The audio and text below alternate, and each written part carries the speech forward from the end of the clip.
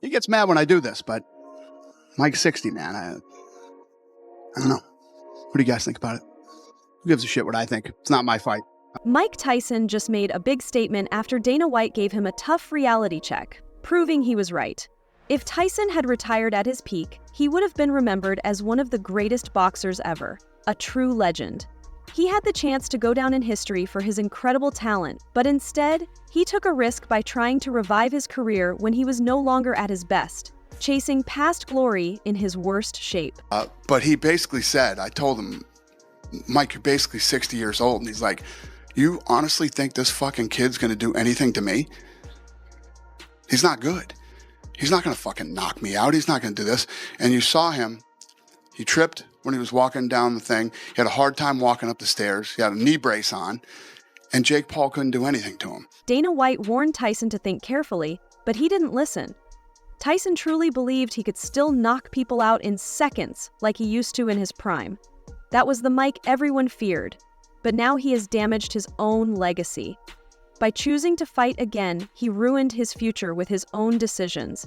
And now all he has left is regret. Tyson shows up, everybody makes money, you know? Jake Paul is, you know, I don't have to tell you guys, you guys know. Mike Tyson is the A++++ side of that thing. Mike Tyson seems to be stuck in a fantasy, still thinking he's the toughest man on the planet.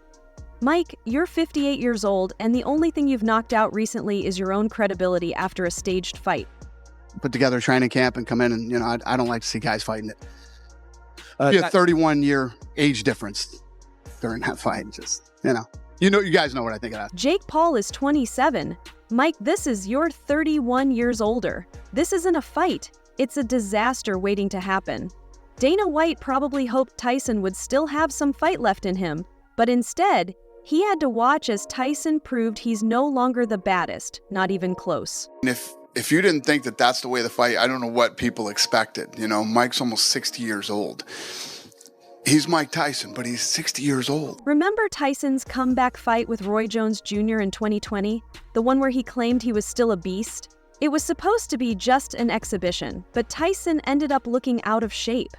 Before the fight, Dana White even begged him to reconsider, saying, "Mike, you're old. Take it easy." You know, you guys know the whole story about Shark Week, and if you don't, I begged him not to do the Roy Jones fight.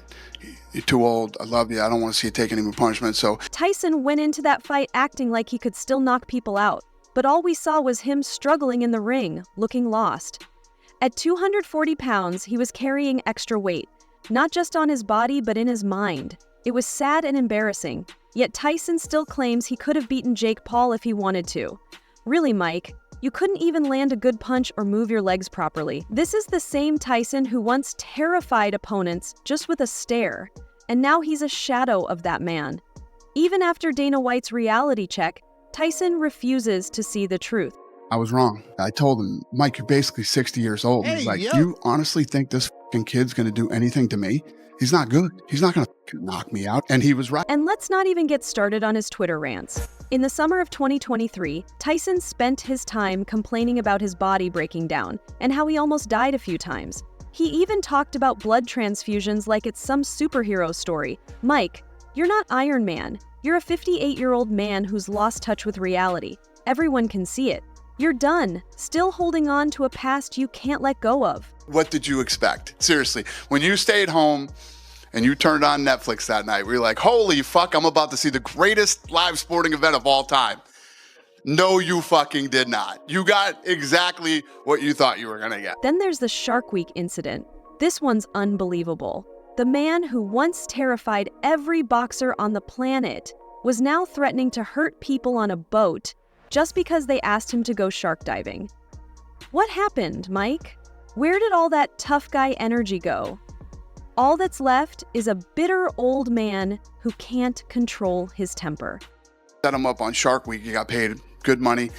And he's like, you fucking... So he almost flipped out the last day and was ready to kill everybody on the boat because he had to jump in with all these sharks again in the middle of Florida. And he's like, this fucking asshole says that, he cares about me and everything else. I've been fighting since I was 12. And he throws me in the fucking ocean with a bunch of sharks. Tyson is the perfect example of a fall from grace. There was a time when he'd walk into a room and everyone would go silent, out of respect. Now, when he shows up, people just wonder how much longer he'll keep up this act. And that fight with Jake Paul? Let's be honest, it was a joke, a total cash grab. Dana White called it a con, and he was absolutely right. You know, there's a lot of, Portnoy went out and said that it was the greatest con job of all time. The fight with Jake Paul made $20 million in total revenue, which might sound impressive, until you remember Tyson's last exhibition fight with Roy Jones Jr. brought in $80 million. That's right, $80 million. How did it go from that to a sad, sluggish spectacle with Jake Paul, where Tyson didn't even throw a punch? He wasn't fighting for glory, he was fighting for a paycheck. And it showed. His performance was slow, distracted, and embarrassing. His heart wasn't in it at all. And now Tyson is making headlines again with his brilliant decision to entertain a $700 million offer from a Saudi billionaire for a rematch with Jake Paul. $700 million. Now, His Excellency Turki Al-Sheikh, he wants to see the rematch between Mike Tyson and Jake Paul, and he's now offering Mike Tyson $700 million. That $700 million offer was more than double what Canelo Alvarez made for his huge contract. But Mike Tyson, the so-called baddest man on the planet, decided to turn it down. Why? Health concerns? Family time? Please. He's been using the family excuse like it's the last golden cow. The real reason is simple. He knows he would have gotten destroyed in that rematch. He's not willing to risk what's left of his already damaged reputation. Such an incredible fight, and bring it to the Kingdom of Saudi Arabia. It is not something to surprise or not. We have a lot to fight. Let's break this down because this decision is hard to understand. Tyson is all about the money now. He can say whatever he wants about protecting his legacy or staying healthy. But let's face it, he knows his time has passed. His first fight with Jake Paul was a joke, and if he thinks a rematch would be any different, he's living in a fantasy world.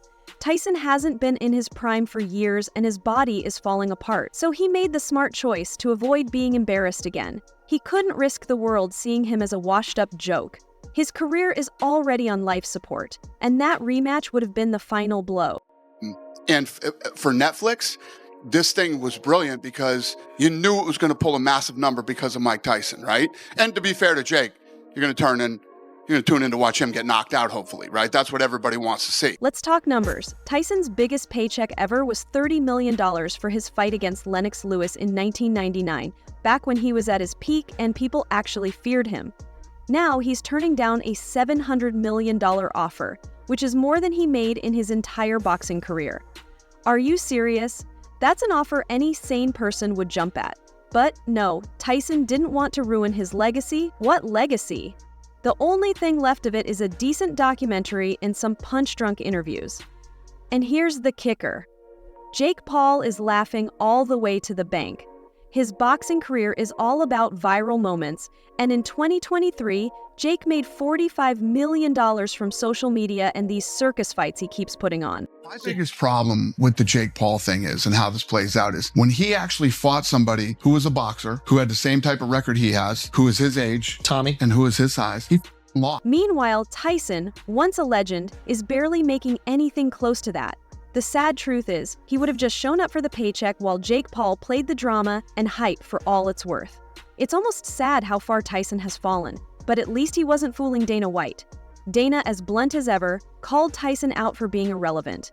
Tyson's no longer a threat in the ring, he's just a brand. A washed-up legend who shows up for the money, and that's it. Kid, when he was a champ, it was like, people don't understand what a champ he was. Like, he wasn't just the heavyweight champ of the world, he was an executioner. Let's talk about how Tyson is slowly losing it.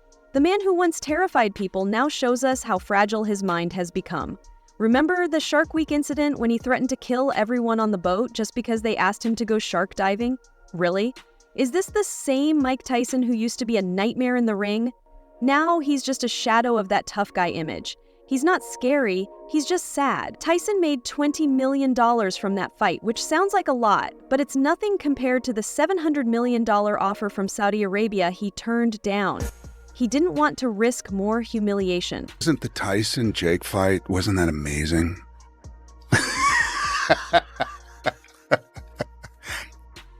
man. Yeah. It's amazing they got paid so much money for that. 25 million and 40 million? I think 20 and 40. Let's be honest, Tyson is just chasing cash now, and it's really embarrassing. He's no longer the guy who knocked people out in seconds. He's the guy scrambling for whatever money he can still get. His brand is ruined, his legacy is a joke, and the worst part is, even after Dana White and the fans gave him a reality check, Tyson still doesn't get it.